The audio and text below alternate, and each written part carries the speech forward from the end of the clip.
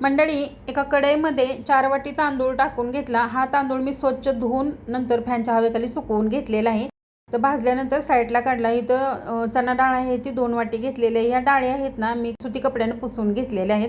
त्यानंतर ती डाळ बाजूला काढून ठेवली। नंतर उडदाची डाळ आहे ती 1 वाटी घेतलेली आहे, ती सुद्धा भाजून घेतली। त्यानंतर मुगाची डाळ आहे ती अर्धी वाटी घ्यायची आहे, छान अशी भाजून घ्यायची आहे, करपवायच्या नाहीयेत डाळी। त्यानंतर अर्धी वाटी साबुदाणा घेतलेला आहे, तो सुद्धा छान असा भाजून घेतला। त्यानंतर 1 वाटी पोहे घ्यायचे, ते पोहे सुद्धा मी सुती कपड्याने पुसून घेतले होते।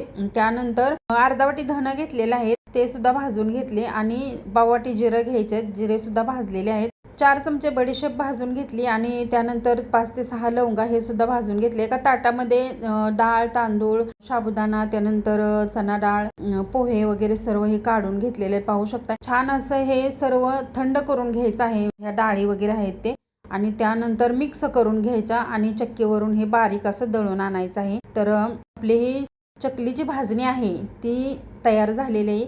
तर चकली यापुढे कशी बनवायची ते तुम्हाला पुढच्या व्हिडिओमध्ये पाहायला भेटेल। धन्यवाद।